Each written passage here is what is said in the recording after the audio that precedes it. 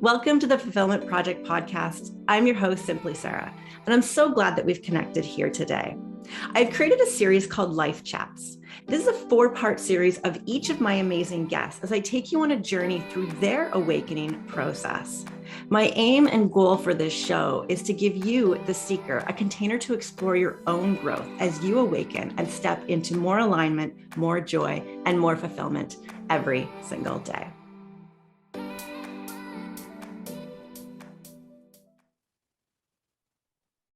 Welcome back to Life Chats. We have part 3 here with Claudia. Claudia, welcome back to the show.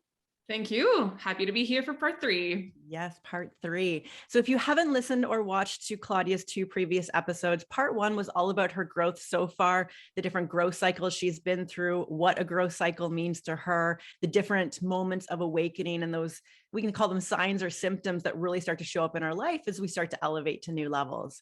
Part 2 was all around her current awareness. We are always going through growth cycles. We can always have awareness. We can always be calibrating. So we were chatting about your business, which you were noticing some misalignment for.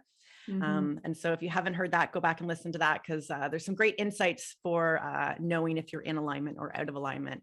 And today we're talking all about being in the moment with growth. Claudia, growth does not happen on a huge, significant event. It is the daily mundane things, is it not, my friend? It is. Yes. Yeah. And so we're going to chat about a couple of, because it's been over a week since we recorded our last episode, and we decided to spend the week and have some awareness and bring a moment of growth and calibration into this conversation so that you can kind of see what it's like from that. Right now, it's for me moment to moment, calibrating and shifting and constantly keeping my life aligned, and what you can do when you're in those moments. Because a lot of the times we can have the awareness, but then when it comes down to the moment, it's you having to act differently, to change the course, to rewrite the story. And sometimes that can be the hardest for people. And so I think some examples can help. And then we also want to wrap up with talking about some tools, everyday tools, weekly tools that we use in order to support our growth. So Claudia, let's dive in. What has happened for you over the past week and some awareness that you've had? Yeah, so things have been flowing really well. I think that when you get to a lot of growth cycles, you get to a point where you're just aware that you're aware, and you're just very present, and you calibrate, like you said, moment to moment. And I'm like, at least once a day, you finish your day. I love to journal, and we can talk about that when we talk about tools that we use on a daily basis, but love to journal, see like how my day went, was I present? What happened? Did I react? And all that. And like you said, like growth happens in these small little changes or events that you catch yourself reacting or not reacting, or approaching a same situation differently. So you catch yourself like, oh, past Claudia would have done this, but then this new version of me is doing this instead. And when you catch yourself in these moments, you get like physical evidence that, oh, I'm actually doing the work and it's working, and I show up differently. So I think that's important to mention. And I'll give like a very simple thing that happened for me last week that I caught myself. But we sometimes tend to look for like the big changes and the big aha moments and the big decisions. But no, like it's the small little things every day that create this compound effect that after like a month or 6 months or 1 year and 2 years, like, oh, wow, I'm not the same person that I was before. So one thing that happened to me last week was I'm very consistent in general. To me, it's a great quality to have. And in my business, I'm very consistent within my daily task. And like, for example, how I post on social media. So for years, I've been doing like an email to my email list every Tuesday, every Saturday. Every podcast episode is on a Thursday morning. Like I never miss a post, an email, or something like a content piece. But then trying to bring that new awareness to like doing things differently, allowing myself to flow, being more in that feminine energy, speaking from the heart and not from this very masculine, like structured way. I've been working on the last few weeks to just speak from the heart and make decisions in my business, especially with content creation, with what my heart and my gut wants to write or chat about. And not with like the brain and the shoulds and the I usually post something on Monday at this time. So it's been cool and uncomfortable to go about my content creation differently. So on Monday, I wrote on my to-do list on my daily planner, create a post.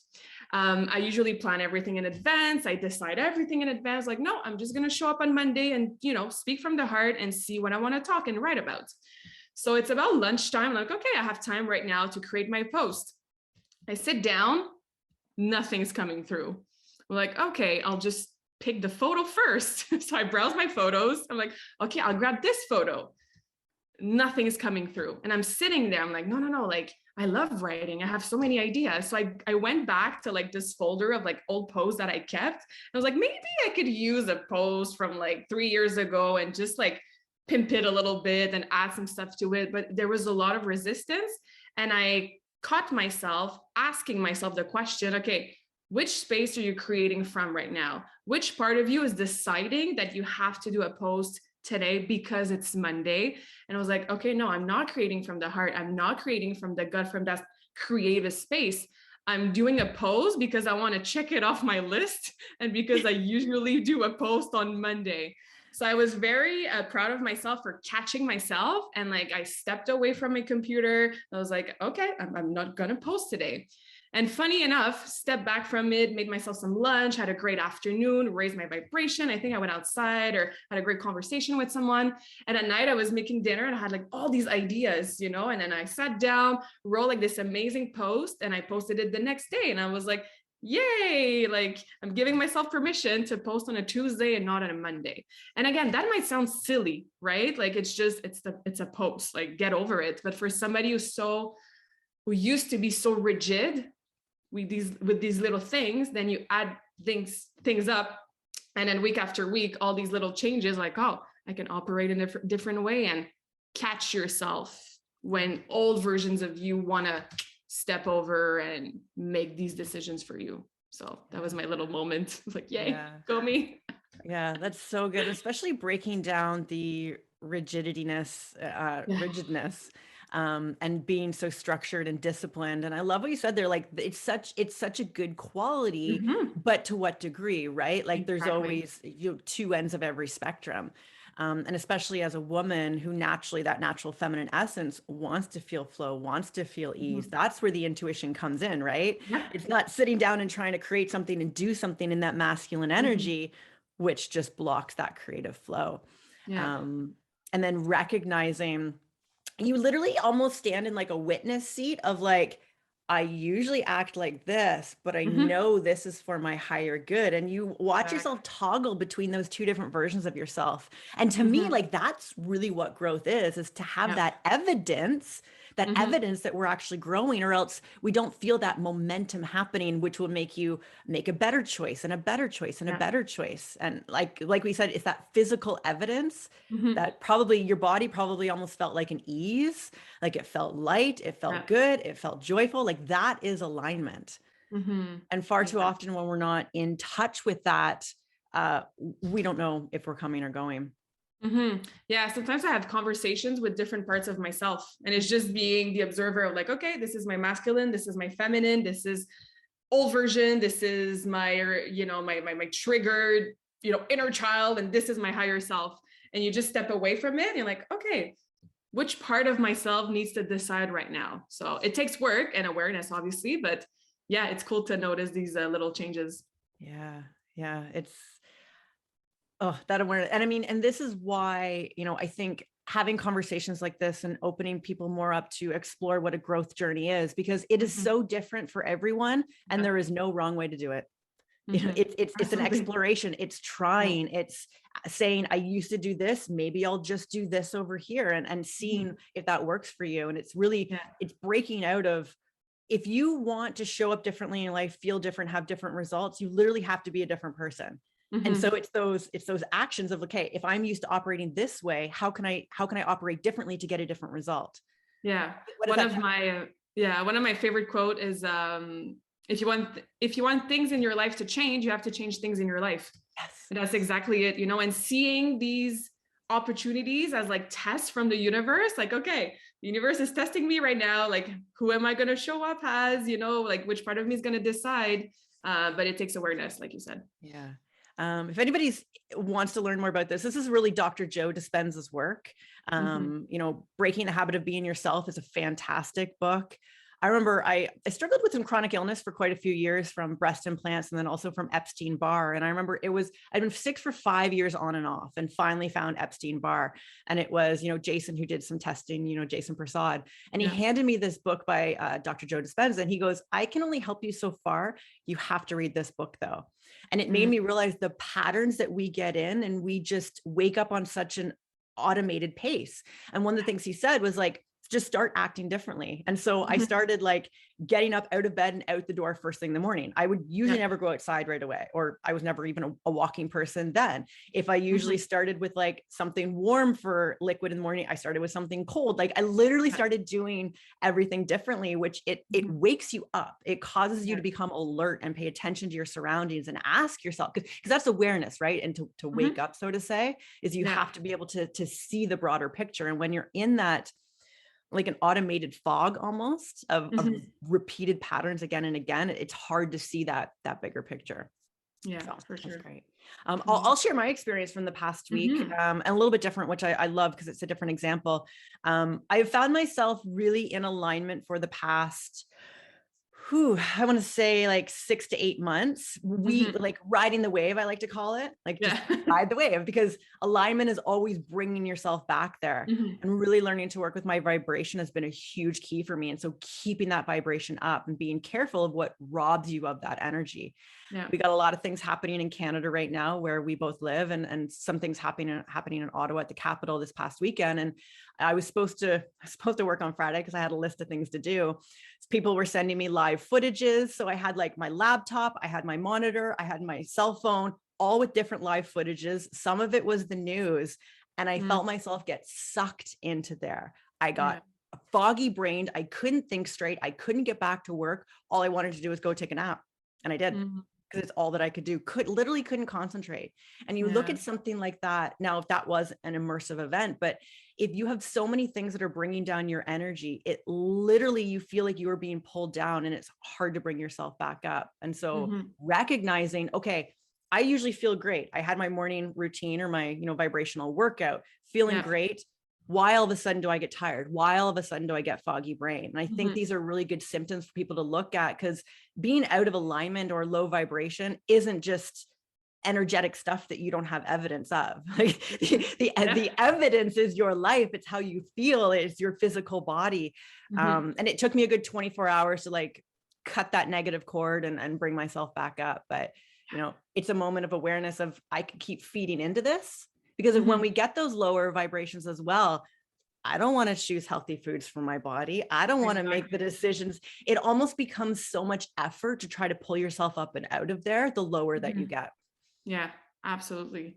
And it's always ironic because that's when you actually need the healthier habits the most, but that's when we don't feel like going outside, going for a walk, getting some sunshine in, like eating healthy foods. We're just like, no, let's stay in this lower vibing emotion because it's easier, and that's where we're at, and that's what we attract. So it's a little ironic. Yeah, I know. A good tip for anybody who feels like they're in that rut or they're like in that low space, kind of like what I was saying, just try a bunch of different things that are opposite of what you do. You almost kind of got to go into like a little bit of a hyperactivity mode of like, I don't know if this is going to help, and I don't know if this is going to help, but I'm going to try this. And that willingness to want to pull yourself up usually will start some good momentum. I agree. Awesome. So tools, everyday tools, weekly tools. What have you, let me ask you this first. You're a very, structured and disciplined person, and you've always had routines and morning routines. And so how have you seen your disciplinedness be a value for using tools to keep your vibration and your energy high? I feel like I had to unlearn and relearn what routines and rituals meant for me. So before that, it was very like, no, this is what I do every morning and I have to stick to this routine.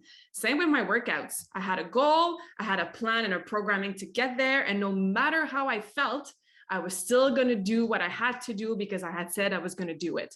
Again, great quality for a lot of things, but to a certain degree. So the first thing that I did was and I talked about that, I think in part 2, was to question everything I was doing, starting with my morning routine. And again, with Joe Dispenza, doing things differently, breaking the habit of being yourself. I had the same morning routine for years. It was very structured. It was like meditation in a certain place in my apartment, certain type of like guided meditation. And then it was journaling, like one page, and then like reading a book, like just very structured. And yes, I did feel the benefits from starting my day this way. But then I kept a discipline of having a morning routine, but I allowed myself to have some flexibility and doing things differently within that morning routine. And you helped me with that for sure. I remember you were like, well, if you lay down on your floor and you play with your cat, there you go, you have a morning routine, you know? So I started to try different things, and I had to literally make a list of things that I could do that could be part of my morning routine, and then wake up and ask myself, what do I feel like doing? And like do even like a body scan of like, what does my body feel like doing this morning? So I still meditate, but sometimes I'll do it outside, staring at the sun. Sometimes I'll do it in my living room, playing with my cat. Sometimes I'll do it with music, with no music. Sometimes I'll get outside. Sometimes I'll journal before I meditate. So I allowed myself some flexibility. So yeah, keeping the discipline and the consistency to start my day, not on my phone, not on my emails, not in a rush kind of state, but doing different things and trying different things and asking myself, that's why I'm repeating this because it's important, what do I feel like doing? And not like, what am I supposed to do or should be doing because it's my morning routine. Yeah. Yeah, That's the first so thing that great. comes to mind. Yeah. And I think, and that's why I love the personal development space. Love it. Been in it for a while. Same with you, like read all the books, gone to conferences. It's such a great space. But I found that I was always on to like the next thing, or someone said to do this in a morning routine, and it will bring you happiness and success. And so you almost adopt different people's beliefs and methods, which are amazing for what I like to call like the training phase. Like, let's try out a bunch of things. Like, what do I like? How am I finding the benefits of it? But when you don't start to really turn that lens on yourself and asking yourself that beautiful question that you just said, like, what do I feel like right now? What would make me happy right now? What would be fun? Like, what would bring up my energy? You know, what does my body feel like doing right now? What do I want to put in my body in terms of food? Like really asking yourself those questions. And it can take a while for you to understand that language of your body and yourself.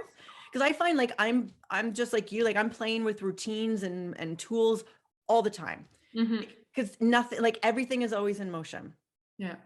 And like that's one of the laws of the universe, is to know like everything is in motion. You are an energetic being. You are always in motion. Your weeks are always in motion. No day is ever the same. And so the needs for ourselves and our energetic bodies it's going to vary. Yeah. And it's always a work in progress. And even this morning, you know, I got up, get my little water with my lemon, my salt, and I was about to like just go back into my room to do my meditation. I was like, actually, wait, like my body feels stiff. I'm going to go stretch instead.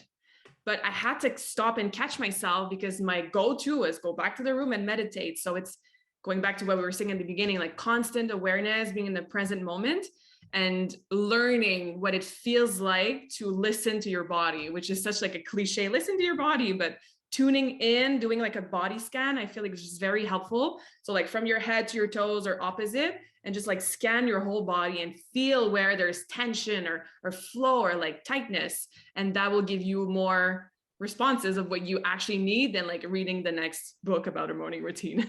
Yeah. I also think too, there's such a hustle culture, and that you know no pain no gain, like Grind and sleep is for the weak. Yeah, and that's such a wounded masculine energy that I think we've all adopted, and especially coming from the fitness field as well, which is very like there can be some toxic masculinity in that as well. But looking at like, how do I soften my approach to myself? How do I just like loosen up a little bit? Because I find we almost like strangle our goals, or we strangle ourselves into doing something because we think it's the right way to do it. And I picture it as just this like softening and like loosening of that grip that we have around that energy for our goal. Because at any time we decide to do something, it is always to get us to a better place, always to make us feel better, always to improve our life. It's why we do things which we think are for our benefit. But in the doing of the thing for our benefit, we're not listening to what's going to benefit us. Are we really doing ourselves a service? And and I know you've had the moment where you're just like, whoa, like, wait a second, I'm thinking about this all wrong. Yeah, for sure. And this is where the listen and calibrate came in. And for me, it started with my workout routine, like I had the goal. And I remember having a conversation with Joe, and he was like, yeah, well, how are you feeling going through what you're supposed to be doing to get to that goal? And to me, not following the initial plan was a failure. Like that's how I saw it, because like, oh my God, I had to calibrate the plan. I didn't stick to the plan, failure, right? But he's like, no, it's the opposite. If you found another way to reach your goal that leaves you more fulfilled, happy, like not like injured and overtrained, like it's a win. It's a huge win. So again, allowing myself to be more flexible with the game plan and calibrating it. Like you said, doesn't mean you change the goal, like how you want to feel. But that's something that I did. I still do, right? Like just being okay with changing the procedure in the process. Yeah. Do you think also, like with all the growth and the newfound awareness, that you've really found who Claudia is, or I'm obviously still always uncovering, but perhaps didn't listen to yourself, you didn't know who you were before, so you were following guidance from something outside of yourself?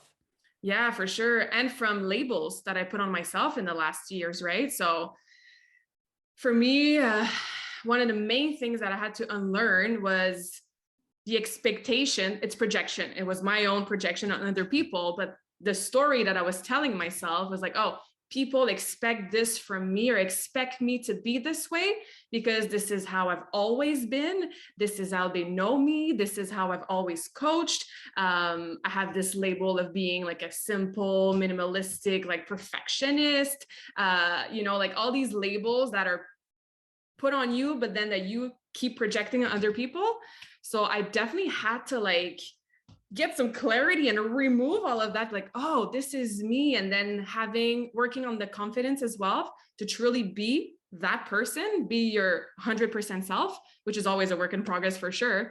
But yeah, especially since 2019, like building the confidence to remove these labels and just be me, and not being afraid of like people's judgment or expectations or losing people along the way.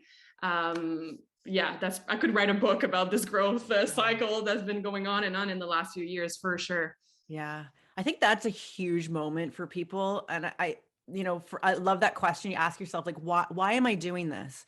And sometimes a lot of those answers are like, well, I'm doing it because someone expects this of me, or I'm doing this because I expect it of myself because I've put this label on myself. Yeah. And so just ask, and you almost feel a little neurotic where you're like, why am I really doing this? And why am I really doing that? And what does it all mean? Sometimes it can definitely feel neurotic, but if we're not asking ourselves those questions, we're not able to have better or different answers in order to guide us. Absolutely. Yeah. And like you get clarity, right? Because when you have like, I see this like as a blur, like cloudy kind of vision, and you're trying to like, step forward and reach that higher self. But when you remove all of this, you're like, yeah, cool, you're like, I can see who I am. I can see it. This is who I am. And like, keep moving forward. And what doesn't align anymore just falls out of your life easily. Right. And it always happens for a reason. So yeah. So from, your first traveling, how long would you say, like, is it 10 years, 7 years that you've kind of been on a growth journey? Yeah, 2014 it was my first so like 8 years. Yeah. Wow. So if you could go back and see Claudia when she first, started to awaken and started that journey, what would you want her to know after everything that you have been through? Oh my God. I think I would tell her that it's going to be a hell of a ride, but don't underestimate yourself. It's all going to be worth it. And trust the plan, trust the divine timing, the divine plan, and every step of the way is going to happen for a reason. So just enjoy the ride. Yeah. Now I'm enjoying the ride a lot more, even when I'm like crying in bed and like in my dark night of the soul, I'm going through growth cycles with a smile, like, yes, I'm going to open another expansion, and like reach another level. But definitely the first few years, felt very lonely. Alone is again the word that comes to mind. Just like a black sheep almost, like nobody like really could get me. I didn't have my soul tribe, which is another tool that we can talk about, like find your people. Like I found you and like my soul tribe, like 3 years ago, I would say 2, 3 years ago, I didn't have this soul tribe when I first started to go through my spiritual awakening. So yeah, I would tell her like, find your people and enjoy the ride. It's going to be okay. Yes. Yeah. Yeah. I love that you bring up soul tribe. Community is so important, especially because as you have more conversations, and it's why I've created, this whole series as well, just from the benefits of, you, me, Mm-hmm. Emma, our mastermind, everybody having conversations, it makes you feel like you're not alone and that you're not going crazy, and that you can ask for more. You can want a Mm-hmm. better life. You can strive. You can change. You don't have to be the person you were yesterday, because you see Mm-hmm. people around you upgrading and up leveling so much Yeah. more. And it creates such an energy with the tribe as well. Yeah, for sure. It like pulls you up. And again, going back to like undoing the layers, like I was 23 when I moved to Australia. So still in your early 20s, you're like finding yourself, and like everybody else is like getting into relationships and buying a house and doing like the box, like society, like what you're supposed to be doing. But when you know that you don't fit in that, but you don't know what that looks like, and you don't have these friends or your soul sisters and soul brothers to kind of show you that like, yeah, you can want something different. And which is why I was always leaving. Goodbye. Like when I'm traveling, I can be different, and like I meet other people who are living a different life, making different decisions. But then here, finding my soul tribe and seeing that like, no, it's okay, like to, outgrow some relationships, and you lead with love, and that does not mean you're better or they're worse. It's just different. It's just different, and it's okay. Um, yeah, I had to do a lot of unlearning there too. Like I've had friends for 12 years or 14 years, and like people pleasing, right? Like always trying to keep that bond or that relationship. But then you meet up with them and you're like, wow, I said like 2 words in like 3 hours, because I just don't relate anymore. And I'm happy for them. And I will always be and always wish them well.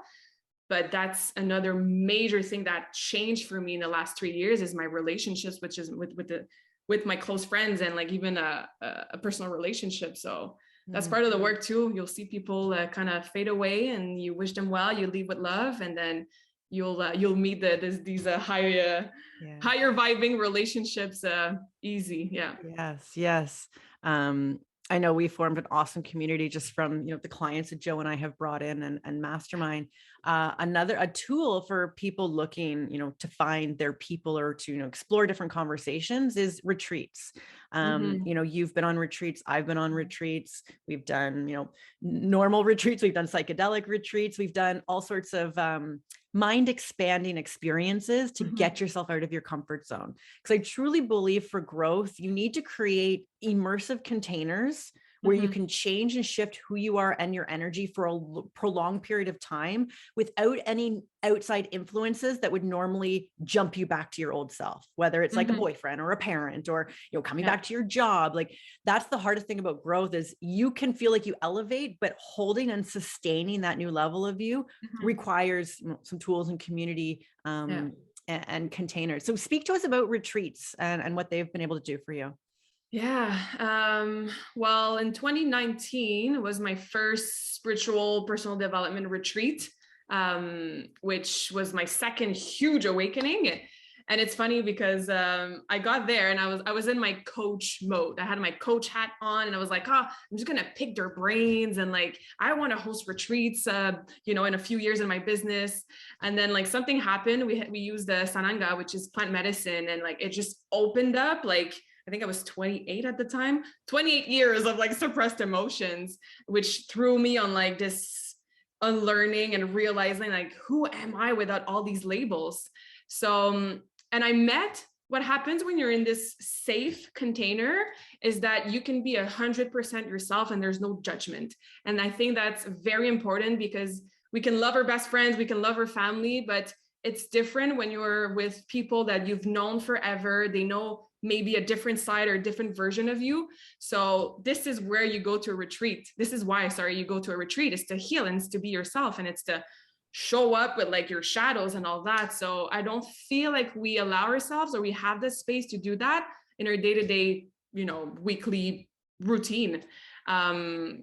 And then you meet people and you click with them right away. It's like you've known them forever. So the bond that you create, because they're also on a growth journey, and they're also there, vulnerable, no judgment, and just, I remember when I had that awakening the next morning, I was crying and crying, and I was sharing, and I was like looking down while I was sharing. And then I looked up, and everybody was like staring at me and listening.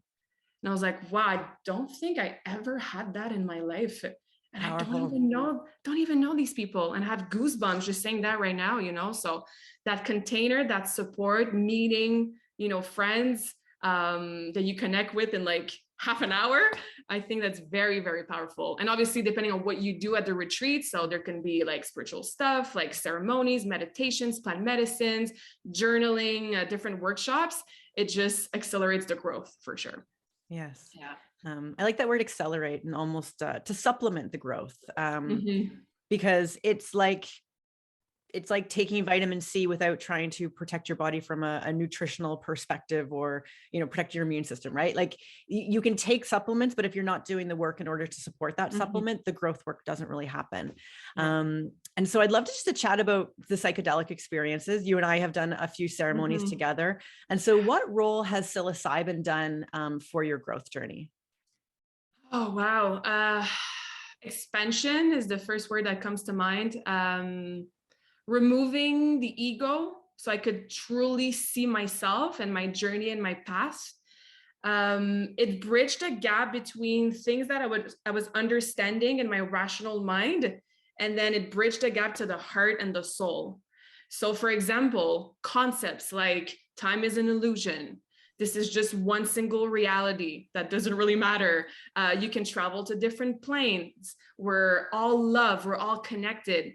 It was stuff that I knew because I read about it. I've heard about it on podcasts, but then seeing it and feeling it, and it's so hard to put into words, and you know what I mean by that. It's just, you can't unsee that and you can't unknow that. So then you go back to your day-to-day with this awareness and that growth, and everything's just like more beautiful, and you feel more connected, and then you use that into how you're living every day, like your interactions, your decision, your business. A lot of healing as well from this life, but also like past lives, understanding why do I have this trust issue, for example, or why do I feel like I always have to be this strong, independent woman? And then you see yourself in past lives, or you understand generational trauma, and you're like, oh, I get it now. I can heal it. I can forgive it. I can let it go. I can let it go. I can learn the lesson and then keep moving forward.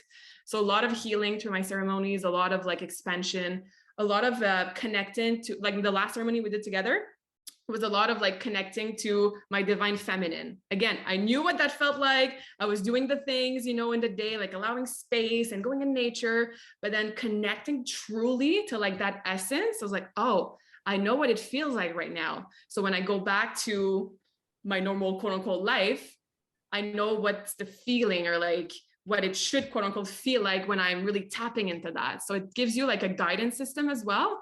Yeah, I could go on and on, but like clearly changed my life. That was the third big spiritual awakening for me. The first ceremony that I did, which was back in 2020, birthday 2020. So yeah.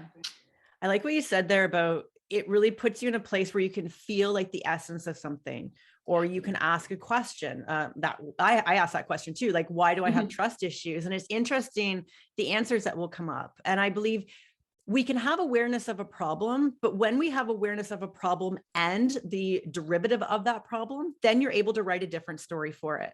Because why that problem is there is just, it's a program inside of you or from a past life. And we just keep playing out these programs. And so when you can have those moments of like, it's like you stop the program, like everything comes to a halt. The ego shuts off, that critical mind of yourself shuts off. And you feel things that you just normally don't feel from a conscious lucid state. And it's like, you know, when you can feel trust, or when you can feel love, or when you can feel that essence, like what you said, that guidance system, because you know, if you felt it once, you'll know when you're not feeling it. Yeah, exactly. And like, that's the beauty of our emotional system. And you know, even understanding our vibrations, once you know where you want to be, that's how you calibrate yourself from day to day. Because you're like, oh, I'm there or I'm not there. I'm there or I'm not there. I was there yesterday. What were the things that are in my life upholding this state? What's not in it today? And you're able to continuously have this awareness. And I think, you know, it's why you can do the work from an hourly perspective right now, is because when you have a home base and you have that guidance, you will find your way back there. Yeah, absolutely. You feel it right away when you're not in alignment. So yes. Yeah. Yes. Wonderful, Claudia. Thank you so Thank much for these conversations, for sharing your growth journey. My wish is that this helps another woman open up, make sure that she's not alone, that she Mhm. has a community. Anything you want to say to any woman who's on any point in her growth path? Yeah, you're not alone. It's uncomfortable, but always worth it. And reach out. Like reach out, even if you feel like you don't know us or like we're not friends. Reach out. Like we're all connected. We're all in this soul journey. So yeah, reach out. Don't be shy. Beautiful. Thank you so much, Claudia. Thank you. Thank you for joining me on this episode today. My website, simplysara.com, is a great place for me to continue to support you on your journey to alignment, joy, and fulfillment. There you will find upcoming retreats that I am hosting, resources, books, and many other helpful tools to help you on your travels through this thing called life.